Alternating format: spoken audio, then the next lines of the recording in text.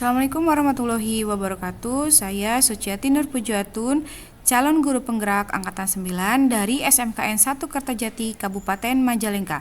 Pada modul 3.1, pengambilan keputusan berdasarkan nilai-nilai kebajikan, wawancara dengan 3 kepala sekolah, yakni dari SMKN 1 Kertajati, Haji Ahmad Karyono. Yang kedua dari SDIT Genku Sukamulya, yakni Ibu Yesi Tia Gunawati, dan yang ketiga dari SDN Jatiraga 1, yakni Ibu Rosmariati.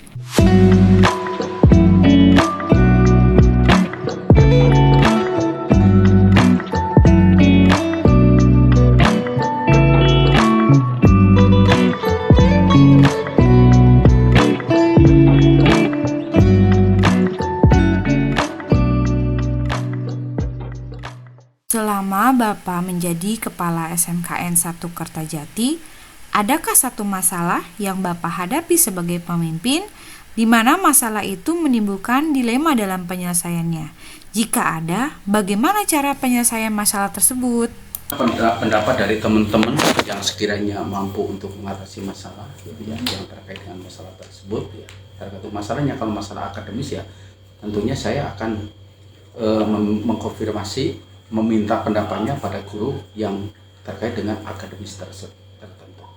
Kemudian kalau masalah-masalah moral atau masalah-masalah kasus-kasus yang berkembang di masyarakat, tentunya akan berkoordinasi dan meminta pendapat pada wakasek kesiswaan maupun guru-guru BK yang terkait, dan tentunya di situ wali kelas yang juga akan terlibat yang akan saya mintai pendapatnya. Dari permasalahan tersebut, apa keputusan yang Bapak ambil? Setelah mengkonfirmasi pendapat dari beberapa teman, kemudian saya bandingkan dengan pendapat dari saya, akhirnya akan saya putuskan sesuai dengan yang mungkin bisa kami putuskan, tentunya yang nantinya bisa menguntungkan untuk semua pihak. Bukan hanya menguntungkan pihak tertentu, tapi semuanya. Dan dampak dari putusan yang saya ambil itu nanti akan mengandung pesan-pesan moral yang memang diharapkan oleh semua lapisan masyarakat. Jadi, bagaimana Bapak menjalankan pengambilan keputusan di sekolah, terutama untuk kasus-kasus di mana ada dua kepentingan yang sama-sama benar atau sama-sama mengandung nilai kebajikan? Dilema biasanya ada dua hal yang memang nyaris sama-sama penting, sama-sama benar, atau mungkin juga sama-sama salah dan sama-sama nggak benar. Itu seperti itu. Karena dalam dilema etika kita dihadapkan pada dua kebenaran yang saling berlawanan. Maka tantangannya kita harus memilih salah satu keputusan. Hal-hal apa saja yang selama ini merupakan tantangan dalam pengambilan keputusan pada kasus-kasus dilema etika? Karena dalam dilema etika kita dihadapkan pada dua kebenaran yang saling berlawanan. Maka tantangannya kita harus memilih salah satu keputusan. Walaupun mungkin nanti ditemukan ada yang mungkin akan merasa puas, ada pula yang merasa dikecewakan dengan keputusan ini. Kadang-kadang antara menegakkan keadilan dengan rasa kasihan, itu seperti itu. Tapi yang saya tekankan nanti akan kita memilih suatu keputusan itu sesuai dengan hal yang memang menguntungkan untuk semua pihak. Meskipun memang kita selalu meminimalisir seminimal mungkin bahwa keputusan itu akan banyak mengecewakan orang. Jadi kita minimalisir sehingga nanti keputusan yang saya ambil diharapkan nanti hanya sebagian kecil saja yang akan merasa kecewa ataupun tidak puas. Oh gitu ya Pak, baik Bapak. Nah, adakah seseorang atau faktor-faktor apa yang selama ini mempermudah atau membantu Bapak dalam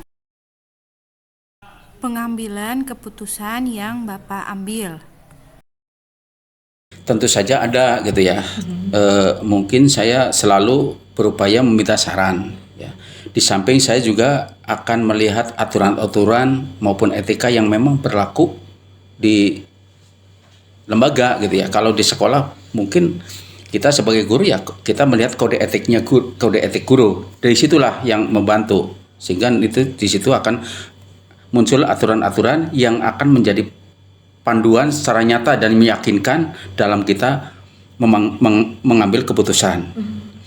Kemudian bisa dibantu juga oleh komite atau orang tua siswa, barangkali seperti itu.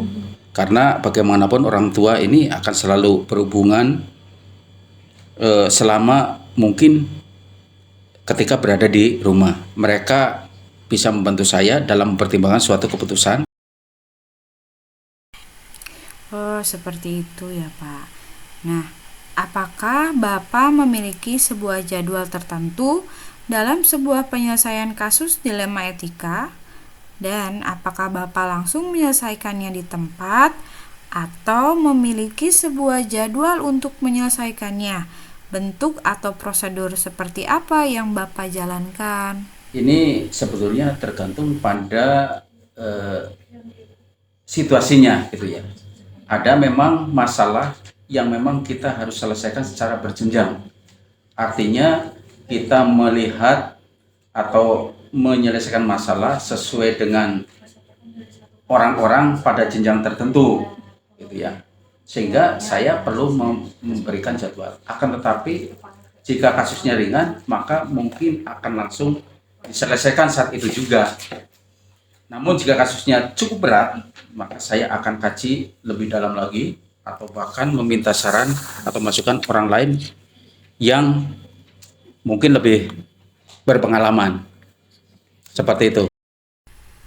Baik Bapak, dari semua hal yang telah disampaikan, pembelajaran apa yang dapat Bapak petik dari pengalaman Bapak mengambil keputusan dilema etika, Pak? Pembelajaran yang bisa saya petik bahwa dalam hidup ini saya selalu membutuhkan orang lain. Ya, Bapak. Gitu.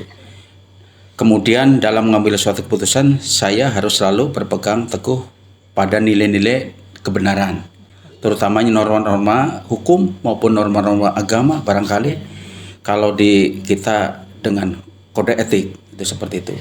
Dan saya selalu berharap bahwa ketika saya menyelesaikan masalah ini akan berdampak beberapa waktu yang akan datang itu akan lebih bagus itu seperti itu. Dan ini juga kami selalu anggap ini sebagai suatu pengalaman yang berarti untuk dalam hal pengambilan keputusan, sehingga ketika suatu waktu nanti ada peristiwa yang sama tentu keputusannya akan bisa kami kembangkan sesuai dengan situasi yang terjadi pada saat itu.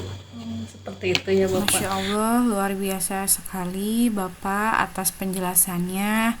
Terima kasih karena Bapak sudah meluangkan waktunya untuk diwawancara. Sekali lagi terima kasih banyak Bapak. Saya akhiri billahi taufiq wal hidayah. Assalamualaikum warahmatullahi wabarakatuh.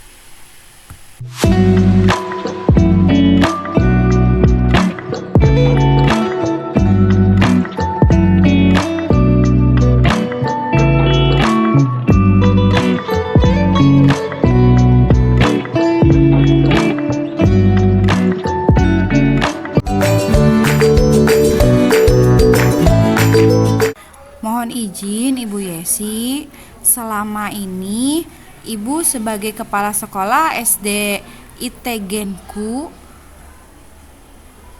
dapat mengidentifikasi kasus-kasus yang merupakan dilema etika atau bujukan moral? Setahu saya, dilema etika itu merupakan situasi di mana kita harus memilih salah satu keputusan antara yang benar dengan yang benar. Namun keduanya saling berlawanan. Sedangkan bujukan moral itu merupakan situasi di mana harus memilih antara yang benar atau yang salah. Baik Ibu, selama ini bagaimana Ibu menjalankan pengambilan keputusan di sekolah Ibu, terutama untuk kasus-kasus di mana ada dua kepentingan yang sama-sama benar atau sama-sama mengandung nilai kebajikan? Apapun yang saya putuskan, insya Allah saya berusaha mengutamakan keputusan yang tidak merugikan peserta didik. Selain itu juga, saya berupaya bahwa keputusan yang saya ambil manfaatnya bisa dirasakan oleh sebagian orang. Jadi nggak hanya untuk kepribadian sendiri atau kelompok tertentu. Oke, baik Ibu. Langkah-langkah atau prosedur seperti apa yang biasa Ibu lakukan selama ini? Langkah atau prosedurnya biasanya saya akan mengidentifikasi terlebih dahulu situasi yang sedang terjadi. Kemudian yang kedua, menelaah bagaimana sih fakta-faktanya, kemudian dikaji secara mendalam. Yang ketiga, biasanya juga saya akan meminta pendapat dari rekan atau orang yang saya percaya. Setelah menemukan kebenaran atau situasi yang terjadi, baru saya akan membuat keputusan yang bisa dipertanggungjawabkan. Oh, begitu ya Bu. Nah, hal-hal apa saja yang selama ini Ibu anggap efektif dalam pengambilan keputusan pada kasus-kasus dilema etika? Orang-orang terkait untuk mengidentifikasi kebenaran, kemudian meminta pendapat dari orang yang saya percaya mampu memberikan saran. Oke, baik Bu. Hal-hal apa saja ya yang selama ini merupakan tantangan dalam pengambilan keputusan pada kasus-kasus dilema etika? Karena dalam dilema etika ini kita dihadapkan pada dua kebenaran yang saling berlawanan. Maka tantangannya kita harus memilih salah satu keputusan. Walaupun mungkin nanti ditemukan ada yang merasa puas, ada pula yang merasa dikecewakan. Kadang antara menegakkan keadilan atau memang rasa kasihan gitu. Oke. Apakah Ibu memiliki sebuah jadwal tertentu dalam sebuah penyelesaian kasus dilema etika? Apakah Ibu langsung menyelesaikannya di tempat atau memiliki sebuah jadwal untuk menyelesaikannya? Bentuk atau prosedur seperti apa yang Ibu jalankan? Tergantung situasinya sih. Kalau misalnya kasusnya ringan, maka mungkin akan langsung saya selesaikan. Namun jika kasusnya berat, saya akan kaji lebih dalam lagi atau bahkan meminta saran, masukan dari orang lain terlebih dahulu. Oke. Adakah seseorang atau faktor-faktor apa yang selama ini mempermudah atau membantu Ibu dalam pengambilan keputusan kasus-kasus dilema etika? Saja ada, saya selalu berupaya meminta saran atau masukan dari Wakasek ataupun warga sekolah. Kemudian bisa dibantu juga oleh komite atau orang tua siswa. Mereka membantu saya mempertimbangkan suatu keputusan, sehingga saya bisa yakin untuk mengambil suatu keputusan tertentu. Oke, dari semua hal-hal yang telah disampaikan, pembelajaran apa ya yang dapat Ibu petik dari pengalaman Ibu dalam mengambil keputusan dilema etika, Bu? Saya petik bahwa dalam hidup ini saya selalu membutuhkan orang lain. Kemudian dalam mengambil suatu keputusan, saya harus selalu berpegang teguh pada nilai-nilai kebenaran.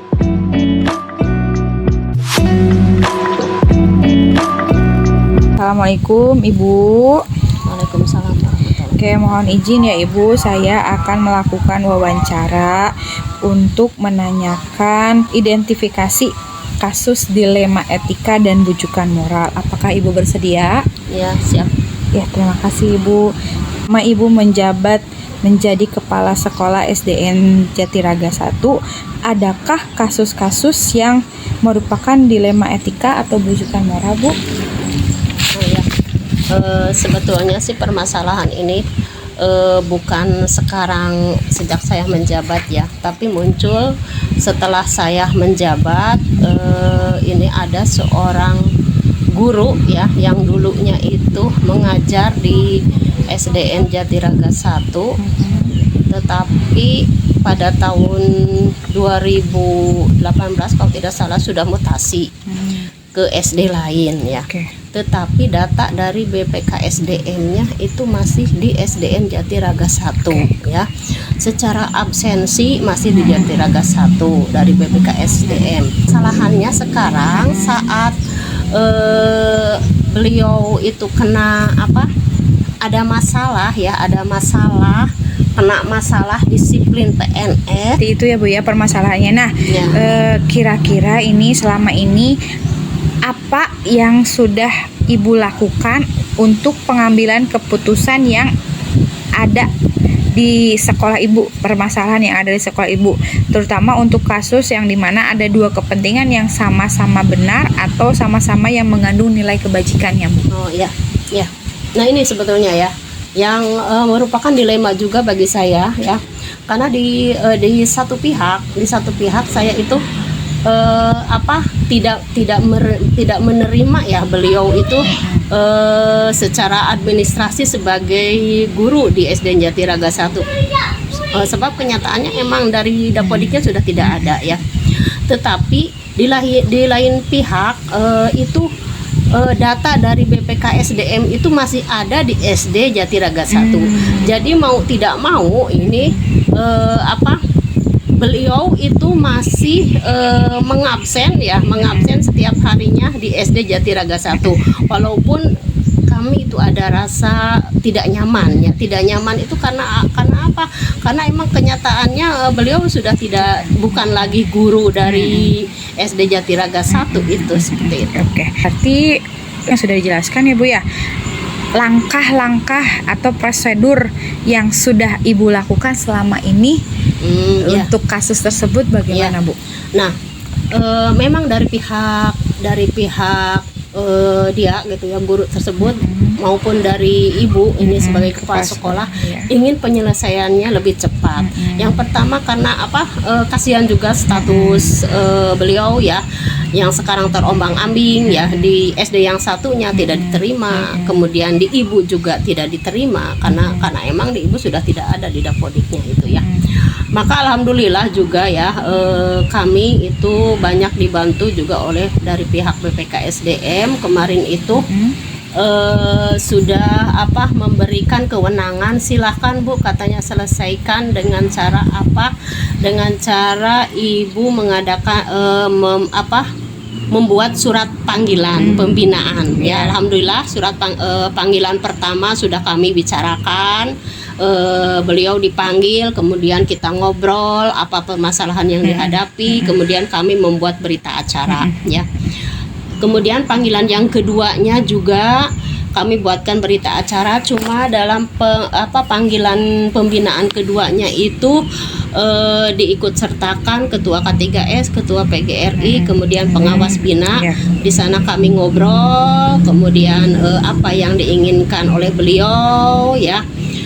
Kemudian ya alhamdulillah di sana terutama saya sebagai kepala sekolah ini sudah tidak ada rasa galau lagi. Tadinya galau, takutnya dengan memberikan surat pernyataan berita acara yang saya buat itu akan menyebabkan beliau misalnya mendapatkan keputusan yang terburuk ya itu. Tapi alhamdulillah di sana beliau itu menerima apapun yang diputuskan oleh pemerintah, sekalipun katanya saya dipecat jadi PNS saya tidak masalah ya alhamdulillah. Itu merupakan suatu pemecahan yang selama ini Ibu rasakan yang galau sekali itu antara Ibu ya kenal ke dia gitu ya, itu permasalahan itu. Ya, oke. Hal-hal apa saja nih Bu yang merupakan tantangan dalam pengambilan keputusan pada kasus yang Ibu hadapi? Tantangan. Ya mungkin tantangan itu seperti itu. Saya harus mampu ya, harus mampu menyelesaikannya ya. Walaupun kalau dipikir bukan tanggung jawab saya gitu ya. Sebab apa?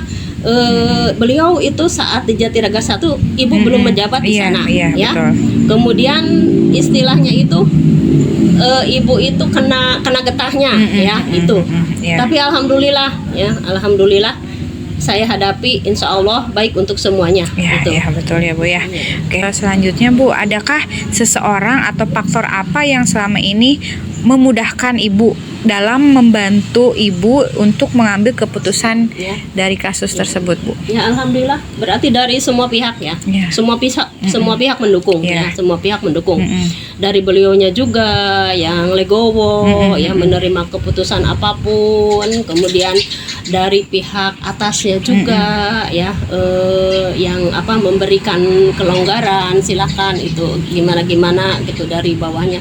Alhamdulillah saat ini berkas pengajuan pembinaan sudah sampai ke Disdik ya. Nanti katanya dari Disdik itu ke BPKSDM, dari BPKSDM kemudian ke Bupati, nanti yang memutuskan Bupati bagaimana bagaimana langkah selanjutnya gitu. Apakah beliau bisa ditempatkan lagi sebagai Pertahankan, PNS ya. atau bagaimana? Iya, iya betul Bu.